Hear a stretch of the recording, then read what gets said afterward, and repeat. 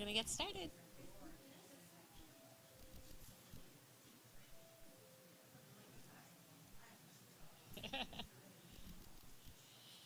Good morning, everyone. I am so happy. This is our second in-person event this week, and it's so nice to see a group of people here in person, and it was even nicer to actually literally break bread together earlier. We are slowly making our way back, and it's really, truly my pleasure to introduce our speaker this morning. Max Gross is our speaker this morning, as you all know. Max was born in New York City in 1978. That's just to rub it in, right? That's why you gave us the year? Yeah, I was in college in 1978. And is the son of two writers. He attended St. Anne's School and Dartmouth College and worked at the Forward and the New York Post for 10 years before becoming the editor-in-chief of Commercial Observer. He previously wrote a book about dating called From Schlub to Stud, but has since been rescued from the single man's fate by his beloved wife and son. They live in Queens, New York, and The Lost Shtetl is his first novel. Please join me in welcoming Max Gross.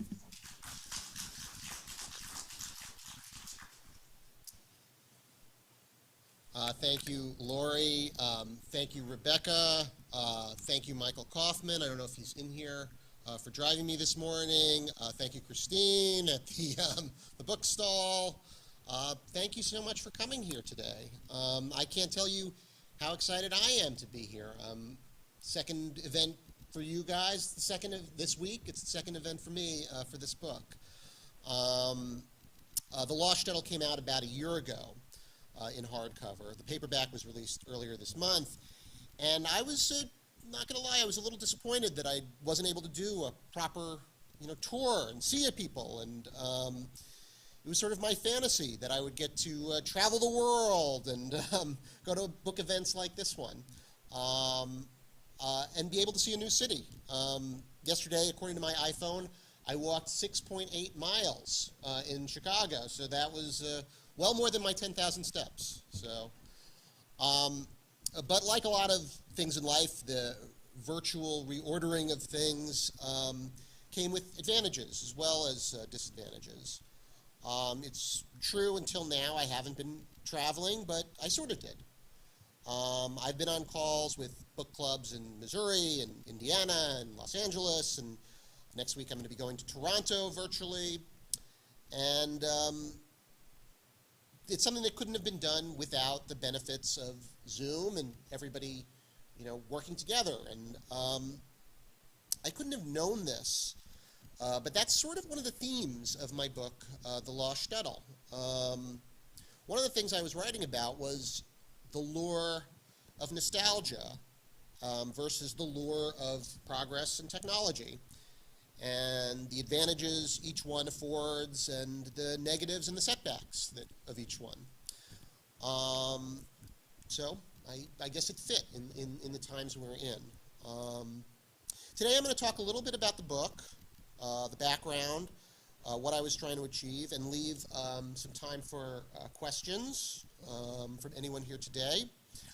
The elevator pitch for The Lost Shtetl is it's about a tiny village of Jews in the Polish wilderness that's so remote, so isolated, so insignificant that they're completely overlooked by the Nazis during the Holocaust and the post-war, and they're only rediscovered in the here and now. And it's sort of an unusual plot for someone of my background to come up with. If you look at the work of a lot of the contemporary Orthodox writers like Nathan Englander or Shalom Auslander, they write about the ultra-Orthodox world because they come from it. They both examined that world, decided that they didn't belong there, and they left it, but it left its footprints in their personality and their work. They knew an interesting subject when they saw it. Indeed, it is an interesting subject, even for somebody many miles away from it, like myself. I came from an almost caricature of secular Jewish experience. The important Jews were not Hillel the Elder or Maimonides. It was Mel Brooks. And we didn't keep kosher. I'm not sure I grew up even knowing what the kosher rules, other than you couldn't eat pork, and I loved pork. We might go to my grandmother's or my aunt's for Passover, and there might be a Maxwell House Haggadah on the table, but it was a swift, uncomplicated ceremony. We were there to eat, not to pray, and being Jewish was kind of a vague concept for me. My parents didn't really insist on Hebrew school, so even though I went for a little while, when I was in fourth grade or so, I lost interest and stopped going, and they weren't disconcerted enough to reverse this decision. And yet, it was not too many years after I stopped going to Hebrew school that my fascination with Judaism, with Jewish history, with the Jewish people, really began to burn in my mind. And I remember my parents taking me away for the weekend one year when I was about 11 or 12 to the house of one of their friends. And when I got there, in my room, there was this old, flaking copy of Gimple the Fool by Isaac Bashevis Singer, which, if you haven't read, it's better than The Lost Shtetl. It told the story of a little shtetl of Jews in a place called Frampel in the southeast of Poland. And the townsfolk there are pious people. They practice every rite that you're supposed to. They pray, they keep kosher. God is in the forefront of everything in their lives. And yet among them are carnal, venal, wicked men and women who deceive their putative friends, who keep up the letter of the law but flagrantly violate its spirit, and also violate the letter of the law too, in many cases. And I remember reading these stories. I remember the rare, rousing feeling that I was in the presence of great art. And at the center of Singer's stories, there was this strange people that I was putatively part of, but somewhat removed from. And I've often asked myself since then what it is about this community, Jews in general, but particularly the ultra-Orthodox, that inspired such fascination in me. And I think that part of it has to do with some of the contradictions that I alluded to. That within each pious person, there's always at least the seeds of transgression. The most God-fearing person on earth still feels desire. They still feel lust. They still think of themselves before others. And they still daydream about the havoc that they would wreak if the world closed its eyes for a couple of hours. I mean, these are instincts that are overlooked and ignored, but they're in every human being. And often enough, they're not ignored. But another part of this preoccupation of mine had to do with the habits of fanaticism, how people have surrendered their whole lives to one single unbending idea. Of course, for many, it's not a surrender at all. It was not a choice. It's the way it always was. It's the way it always will be. And there are plenty of people who don't have the luxury of considering a different way. But it is a way of life, particularly now, that is under constant siege. With each passing year, it takes greater and greater effort to separate oneself from smartphones, from Google Maps, from drones, from everything else that has come with those Zoom meetings that I've been on. And I think that the world's patience grows thinner and thinner with religion whose underpinnings are several thousand years old. A man can grant his wife a divorce, but not vice versa. The sexes are separated. A long time ago, Cynthia Ozick the great Jewish writer, proposed an 11th commandment, thou shalt not lessen the humanity of women. I agree with this, but strict practitioners are not interested in Cynthia Ozek's or Max Gross's opinion. And with each passing year, the desire to prove itself different and distinct, to scorn all the progress, to react with greater emotion grows stronger. It wasn't always a conscious choice to lead this life, but it becomes more of a choice over time in this time and place. And the choice is still embraced, it's still loved, it's still defended. And I think you could see some of that same drama and same pull towards nostalgia taking place in the rest of America today. It's not just a Jewish phenomenon. Another part of my fascination was the fact that this, ancient existence of living in the shtetl, cloistered together, following all the same rules, was a very common vector for all Jews in Europe up until a couple hundred years ago. Both of Karl Marx's grandfathers were rabbis. Not journalists, not philosophers, not lawyers, although his father was a lawyer, and not even doctors, which was one of the professions that Jews really excelled at going back to ancient times. A generation before his father, before Marx's grandfathers, generation before Marx was born, his grandfathers were part of the liturgy, scholarship that every Jewish boy learns as a toddler. This was the story that we all learned. These were the laws that we followed. This was the way that we studied. This is why we do so. This was the endless back and forth debate that was necessary to get to the right answer, if there was a right answer. Most debates were never settled to anybody's satisfaction. So what did the Jews come away with from their years of Talmudic immersion? And I'm not entirely sure, but it was something. Those mental gymnastics that went on in the yeshiva made the Jews a very intellectually limber people. When the walls of legal discrimination and social segregation started crashing down in the 19th century, the Jews were uniquely poised to thrive in the new Europe. Little Jewish kids who would have become a rabbi became instead lawyers and physicists and writers and musicians and artists. As an aside, I would recommend to everybody here the book The Pity of It All by Amos Elan, which was about the Jewish Enlightenment experience in Germany. It's a really wonderful book. The shtetl during this period still existed and wasn't waning at all, at least in terms of population, but more and more yeshiva buchers believed that they could join the set of great novelists and great scientists that were thriving in Europe. And this great societal crossover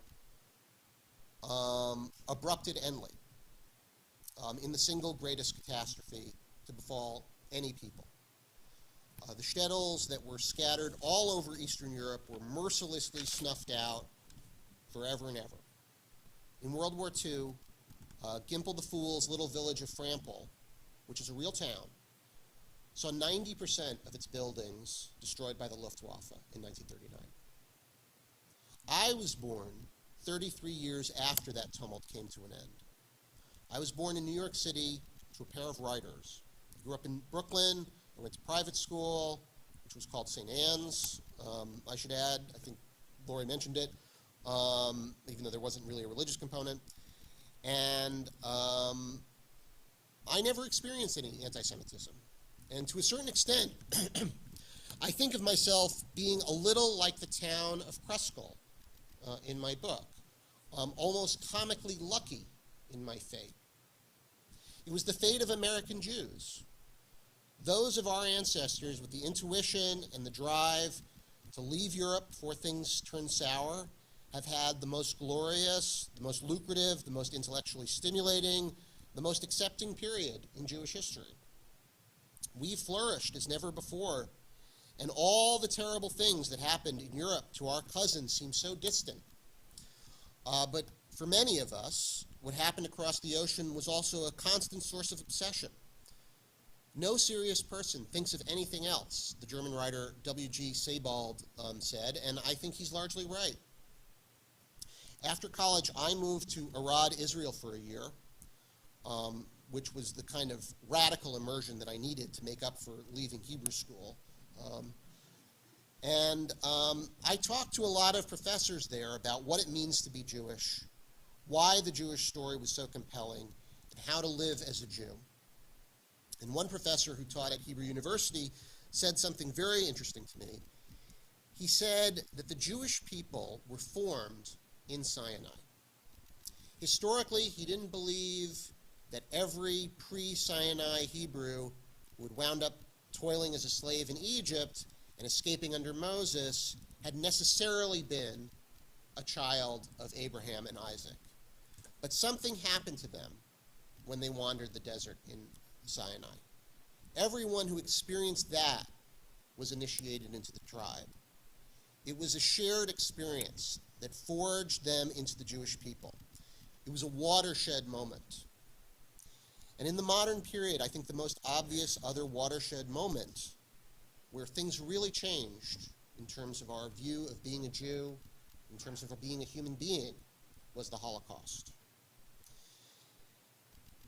The story of a murder is not just about the victim, it's also the story of the perpetrator. It's a story about the accomplices. And what do you say when a whole continent loses itself in the frenzy of mass extermination?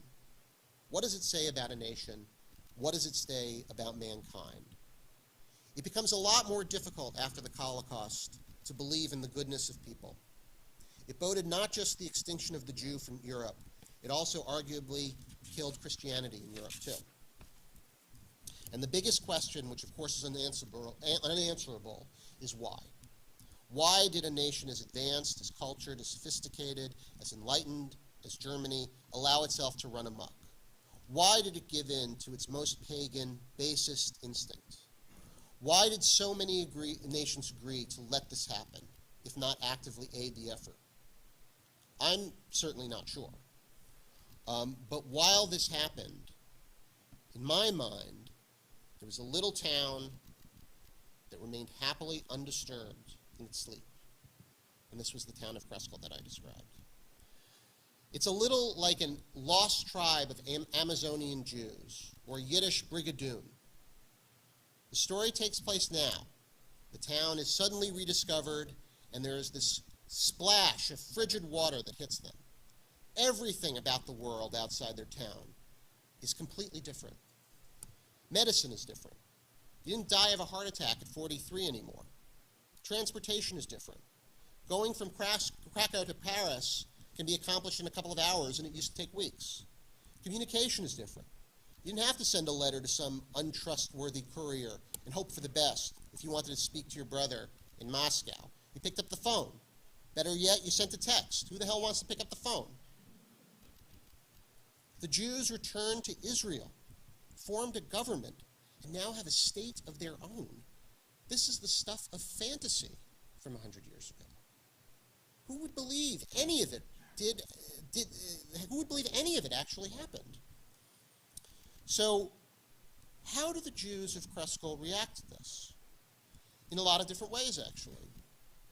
The town is rediscovered thanks to a tempestuous divorce. There's a fear that a husband has killed his wife, so the rabbis in Kreskel send this mamzer, an orphan that nobody cares about, out to alert the authorities. He turns up in a Polish town, tells everybody about his little village, and everybody assumes he's crazy. They lock him up. They put him in a mental hospital. And he has to spend months convincing them that he's telling the truth. And they finally decide that he is. And so they realize that they have to find Kreskel and reintegrate it into Poland, into the contemporary world. So I'm going to now read to you a scene from that, and it's kind of a flashback, where the Poles take a helicopter over the forest to physically locate Kreskel. They are greeted by the townspeople. The helicopter lands in the center of town, and everybody in town thinks that this is the Messiah coming to earth. Because what the heck is this? A flying chariot out of the blue. Now, this was the closing scene of the first chapter, where the chariot, the helicopter, lands in the middle of the town square and picks up where that left off. And, you know, so there's a little back and forth with some of the scenes where the helicopter lands. They do a flashback where they go to the mental hospital, and Yankel Leuenkopf, there's our Momser's adventures are followed, and here we are.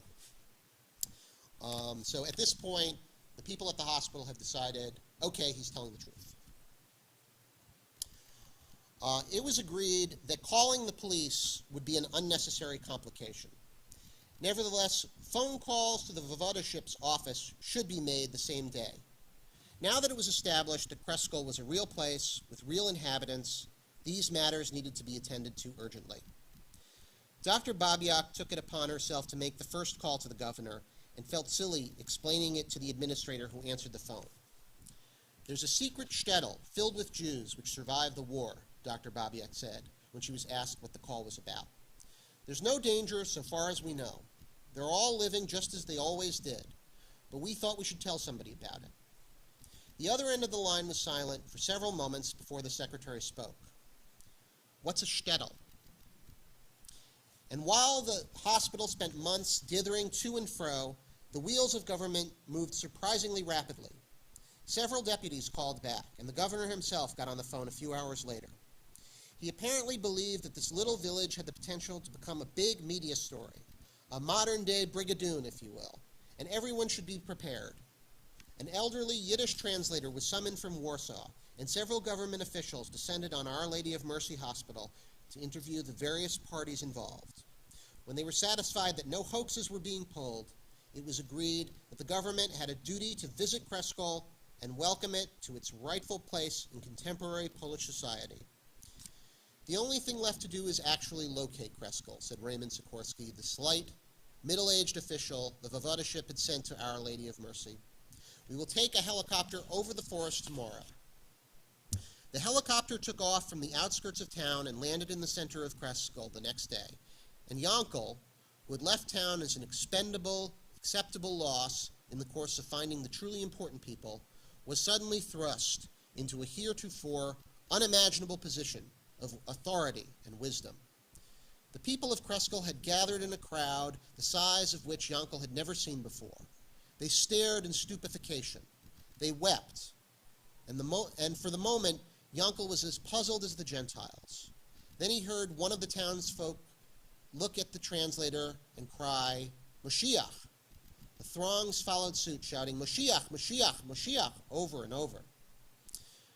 For not the first time since he had left his home months earlier, he realized just how simple and artless the people he left behind were, the poor souls. Of course, 3 months ago, Yankel would have no doubt had the same reaction. "What is going on here?" the rabbi asked. "Is this the Messiah?" And Yankel began to explain what I recounted a few chapters earlier.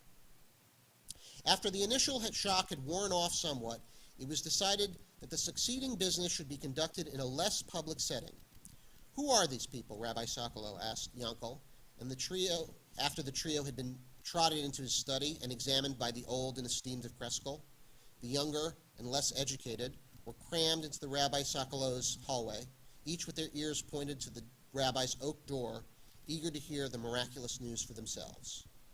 "This man is Raymond Sikorsky," Yankel said, introducing the short, bespectacled Gentile with the receding hairline who carried with him the aura of leadership. "He's with the Voivodeship." "And who is he?" Rabbi Sokolow asked, pointing to the aged, shrunken Jew who had jumped out of the chariot with the Gentile. "His name is Jared something," Yankel replied. "He's here to translate." Rabbi Sokolow looked as if he had to weigh his words carefully before he spoke, anxious not to offend anyone's sensibilities, particularly one who might have the imprimatur of holiness. "So he's not the Messiah?" Rabbi Sokolow asked. The translator chuckled softly to himself. "No, I'm not anybody important," he ventured in Yiddish. A more worldly observer would place his accent in Riga. He then gestured to the Gentile chieftain. He's the important one, which were largely the last words he would speak for himself. Good people of Kreskel, the translator said a few moments later for the chieftain, I'm here to fill you in on everything you might have missed. Yes, we missed a lot. I have sometimes lost track of what Sikorsky told us that afternoon and what we later learned over the next few months. But the fundamentals of the last century were recounted. World War II, the Cold War, the creation of the State of Israel, the collapse of the Soviet Empire, a man on the moon, the eradication of polio, the instant coffee powder, even if normal coffee was an unfamiliar commodity in these parts.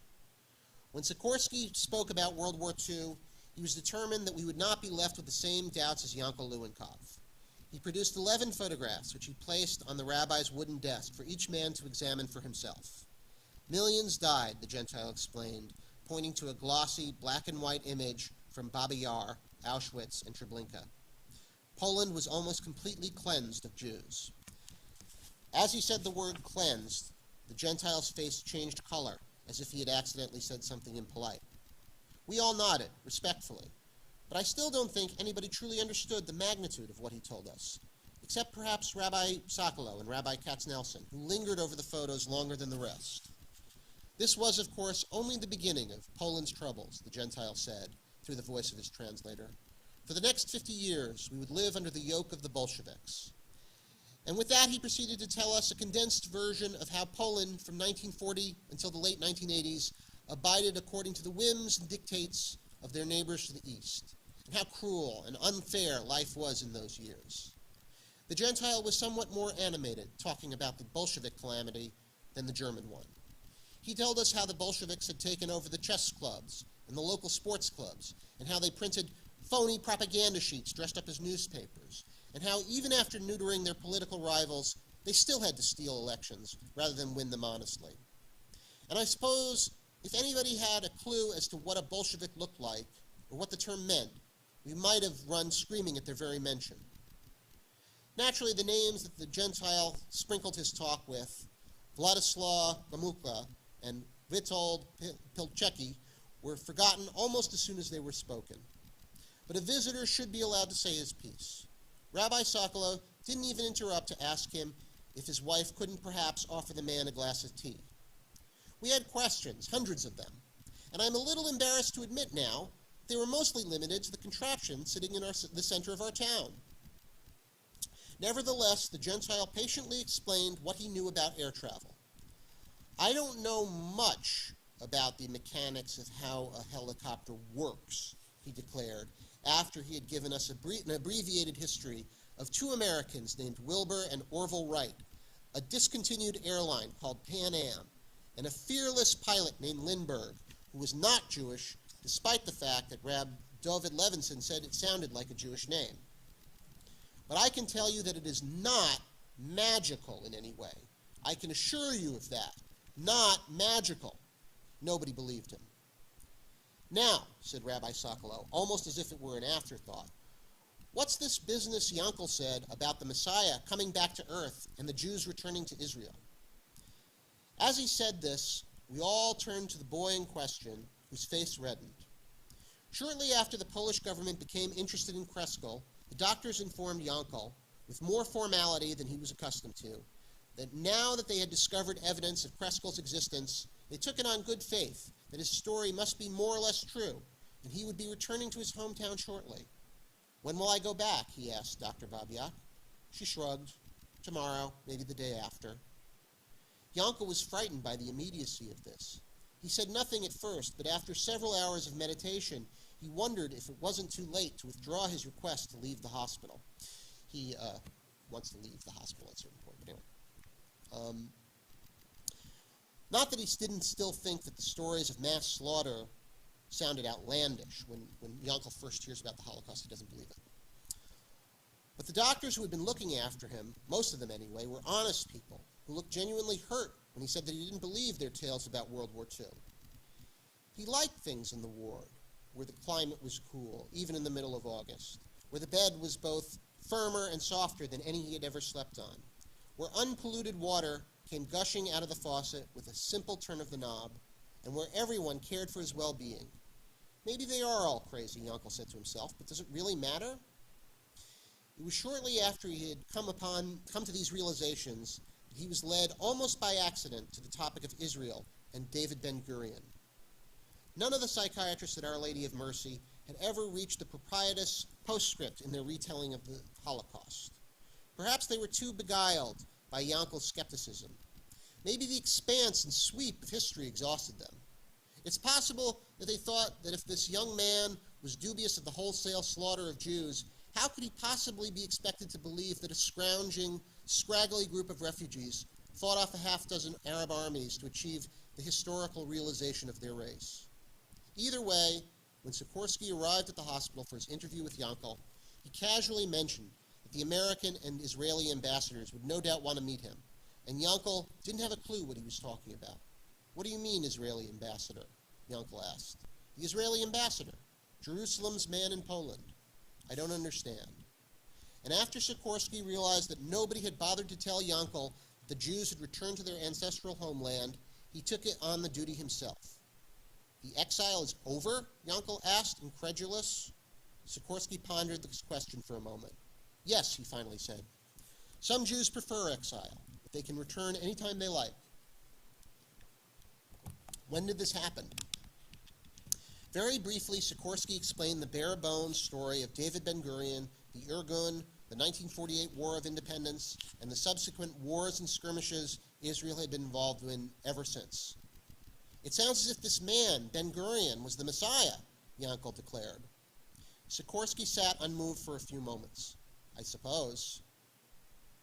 Yankel felt dizzy and needed to spend the rest of the afternoon in bed. Sikorsky recounted the same story in more muted, sober tones a day later in Rabbi Sokolo's study, refusing to enliven the tale with anything that could be considered grandiose.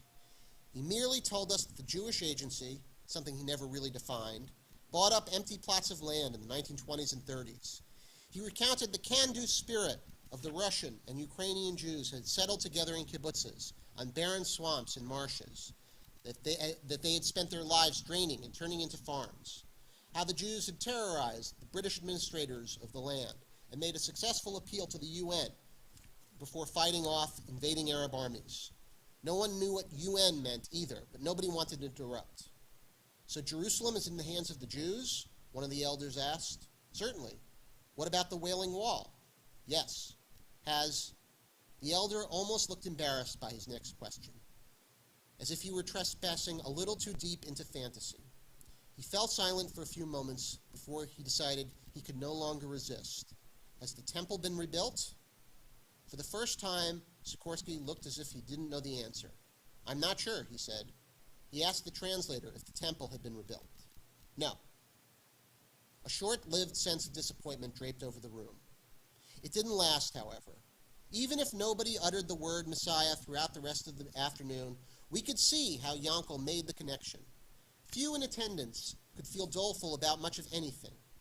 We didn't even feel the loneliness that Kreskel, out of all the villages of Poland, could have survived the German atrocity.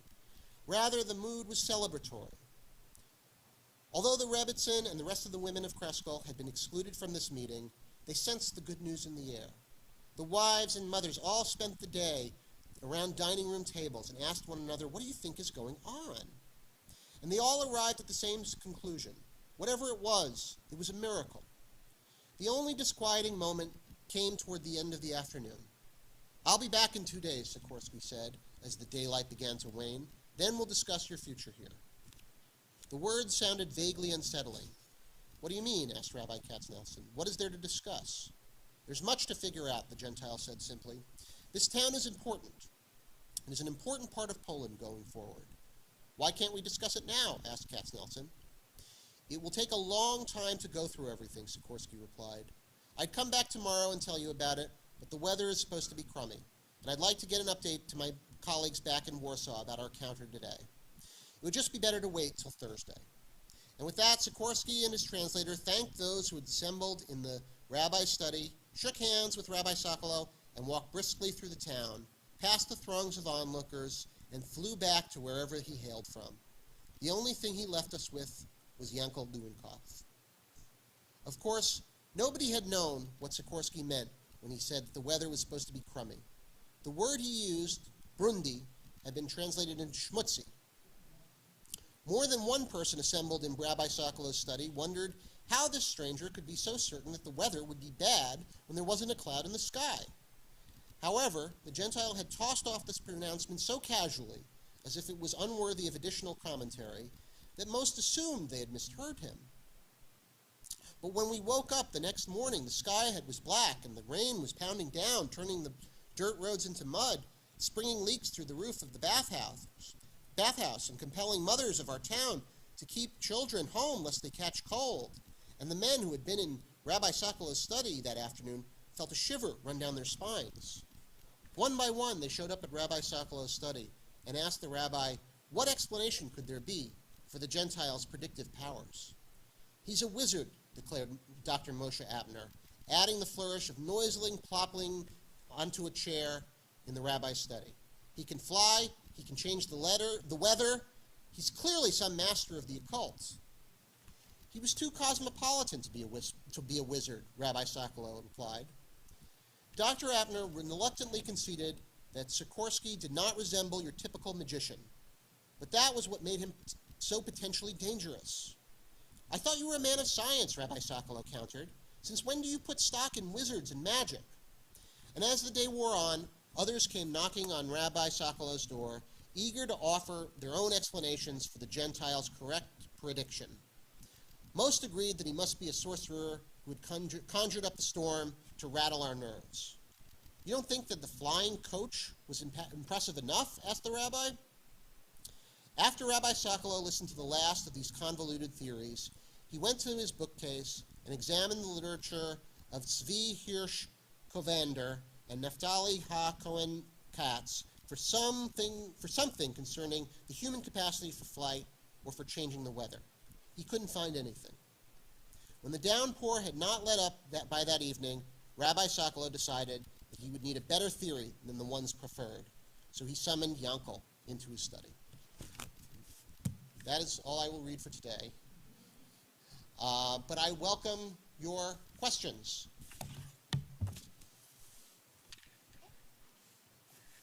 Yes?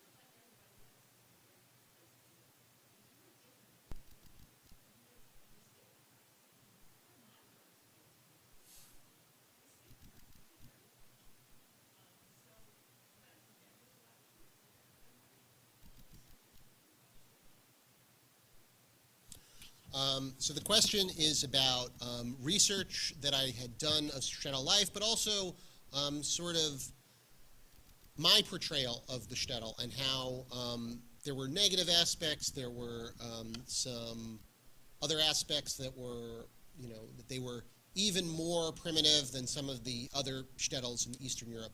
And I will say that shtetl life, in general, was not all one thing. There were, there's Anatekva, which is everybody thinks of when they think of shtetl life, which is, the fiddler on the roof.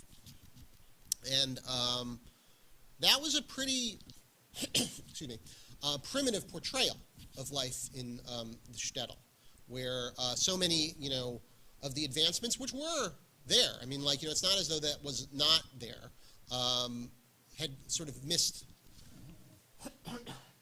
excuse me, had passed the town by. There were others where, all of those advancements were in place. A lot of them were. But I would argue that while we have in our mind Anna Tekla as the shtetl, there was great, variety within that world. In terms of my own research, so I've always been interested in Yiddish literature and the Holocaust. It's always been something that I've spent a lot of time reading and thinking about, as you could probably guess from my remarks at the beginning. So I actually, when I got the idea for this book, I started writing it and did the research after the fact, which is not necessarily ideal. But I think that I was just educated enough to get away with it. But after I finished the book, I started reading a number of books about shtetl life. There was one book that I would strongly recommend. It's a very encompassing soup to nuts vision of one shtetl in Lithuania. It sort of straddles the Lithuania-Poland border and goes back and forth between who's in charge. But it was by a woman named Yafa Elich, and the book is called "There Once Was a World."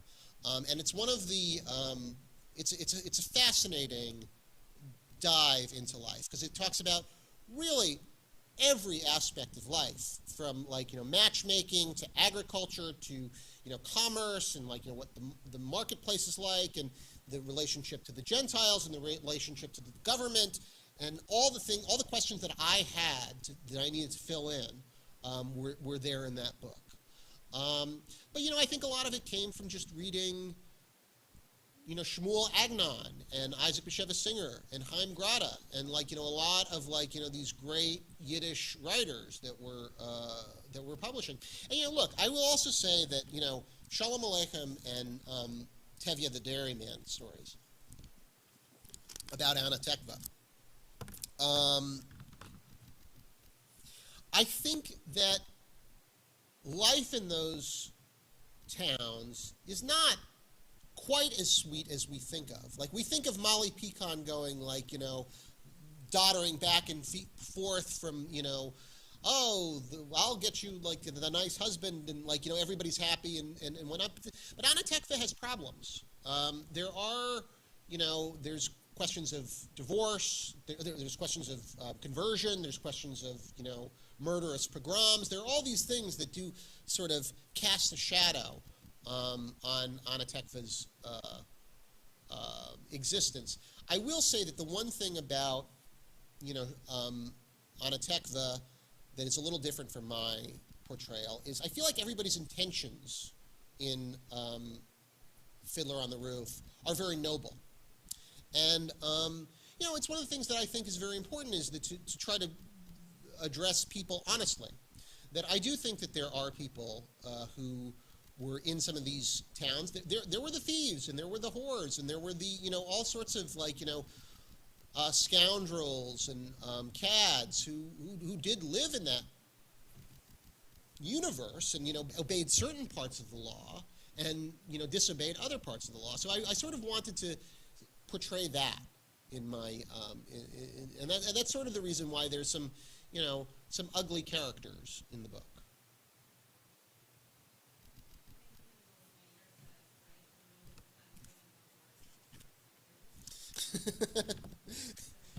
As Laurie just said, we'll know it's a country when the whores and the crooks are Jews. Yes.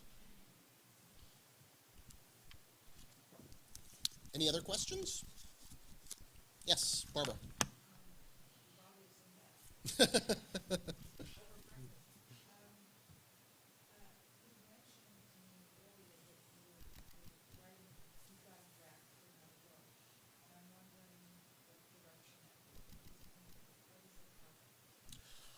Well, I actually, so during the pandemic, I wrote a collection of short stories about professional life, because I was missing it.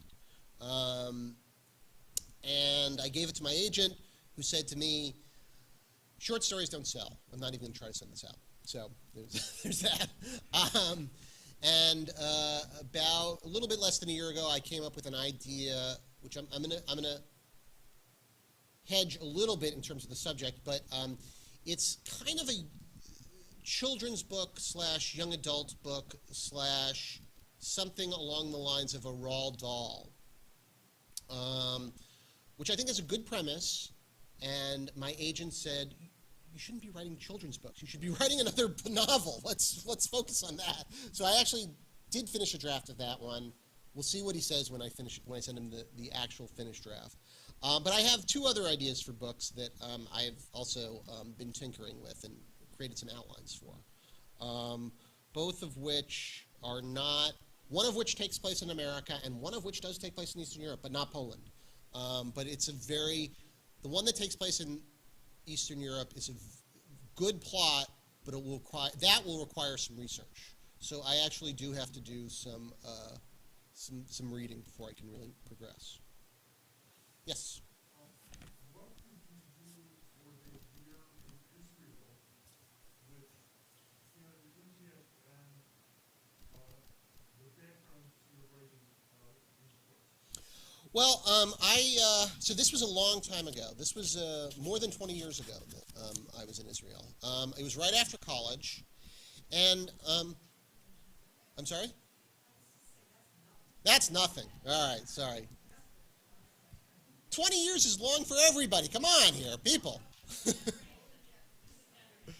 It's a generation, exactly. I was in Israel on September 11th, 2001. And I was remembering that, this being the 20th anniversary, and it was actually the thing that convinced me to come home. Not because of anything other than, well, there were all sorts of reasons, but it was a very emotionally fraught moment, obviously, for everybody on September 11th. But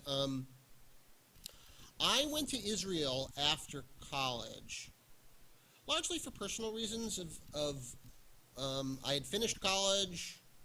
I didn't necessarily want to go to graduate school. I knew I wanted to write, but I wanted the space to do it, and I wanted to see something different.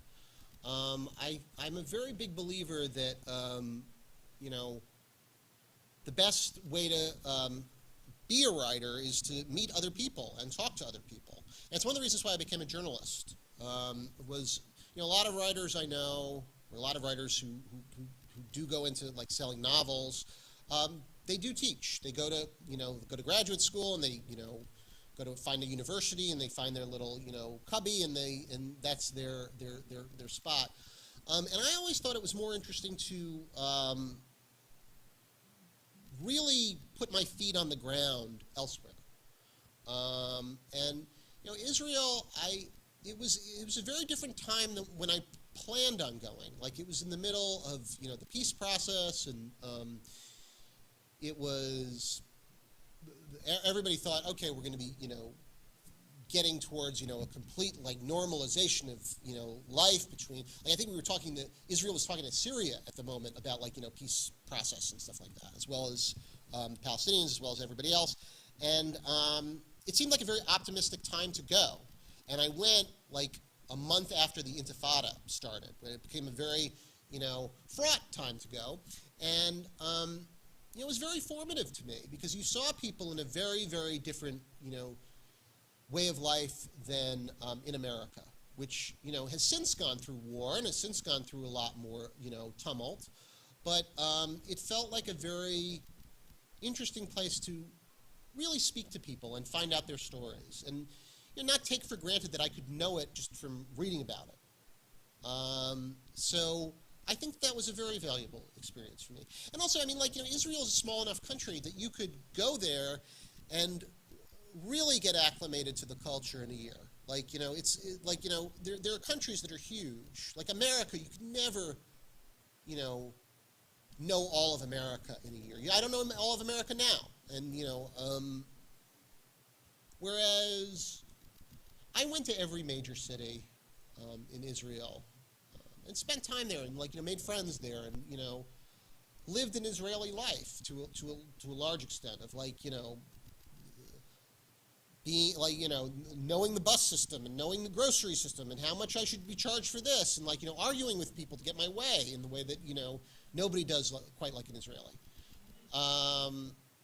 So I think that obviously I came up with the idea for this book long after that. But I think that, it made its impression on me in a way that was good. It was good. Yes?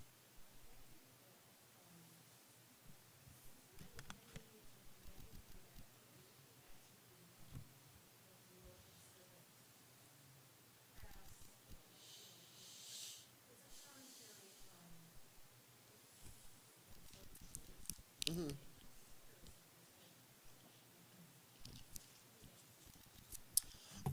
I haven't heard too much negative stuff from the observant quarters. For the really observant, I doubt that they've read it.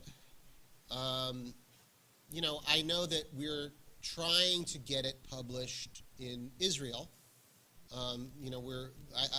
My Israeli agent is talking to a couple of different houses there.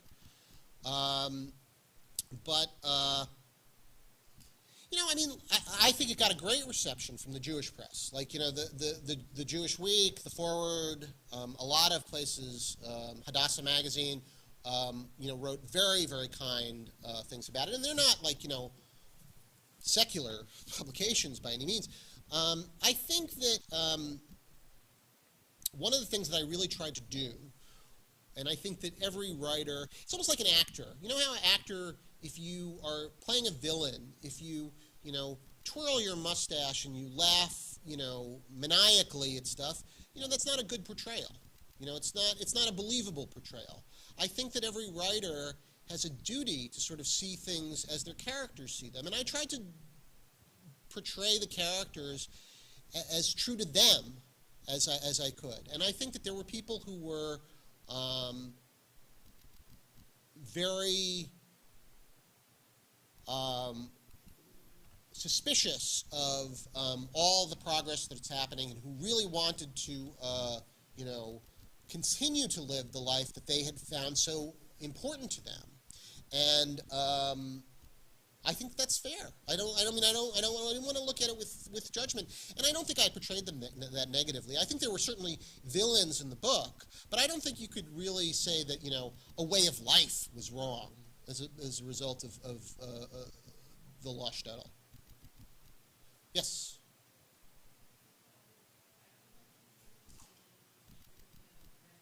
No spoilers, promise.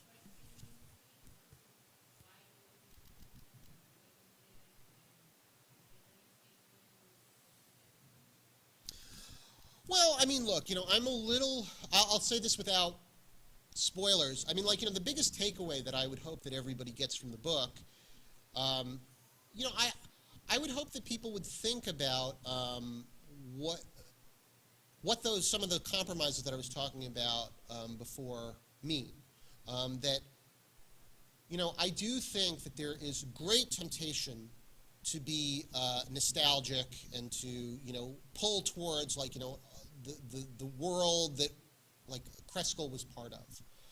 And I think that there's, great attractions towards living that life of, isolation, of not being involved in the modern world and all of its, crazy, mishigas. And yet, I think that there are such great attractions for the modern life as well. That, I think that, we're all here today because of science.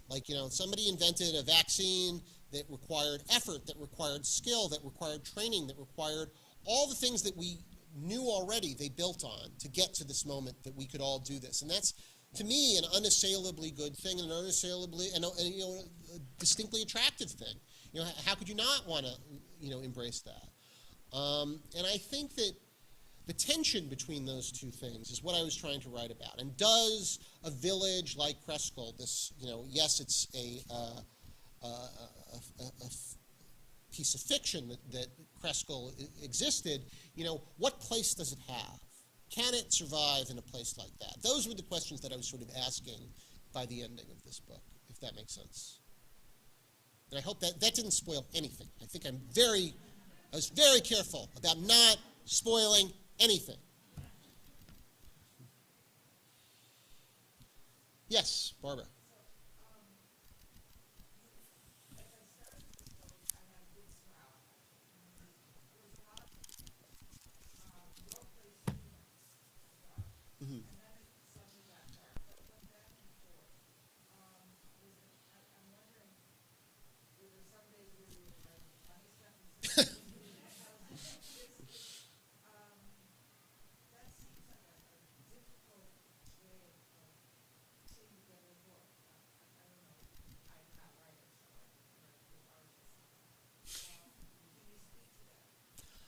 Well, I think of myself as a funny writer.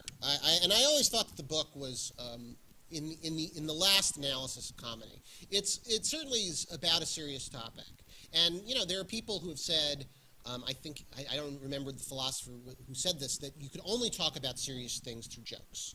I think it was Wittgenstein who said that.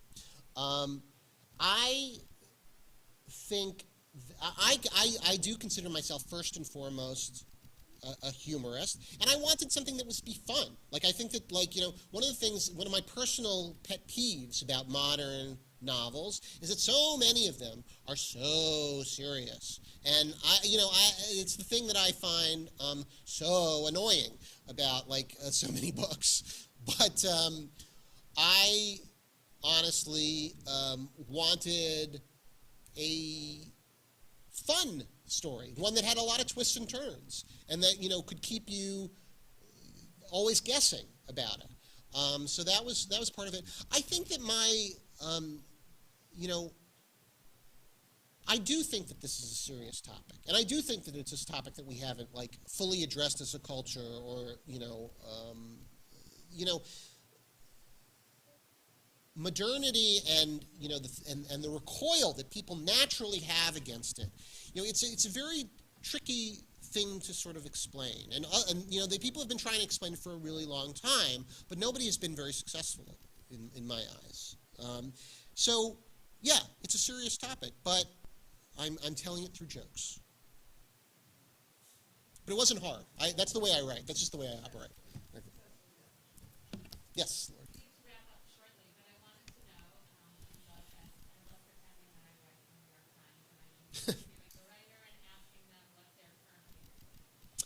Oh, what am I currently reading? I'm reading a book by Lionel Shriver that I just started on the plane over here called We Need to Talk About Kevin, which was, I like Lionel Shriver a lot. In fact, she just wrote this book called Property, which was a collection of short stories, which sort of inspired the professional stories that I've been. My collection of professional stories was called Odd Jobs. Her story about property was all stories that were not connected, but they were all about property in some way. And I got the idea after reading that, I should do a book all about professional life in some way. So so I'm reading another book by her called We Need to Talk About Kevin, which is about the parents of one of these mass shooters.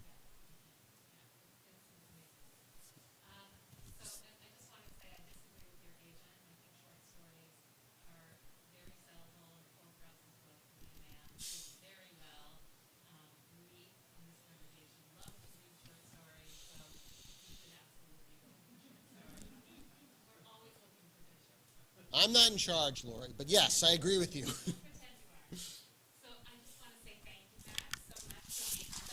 Thank you. Thank you. And thank you to everyone who's watching virtually. We're so glad you could join us.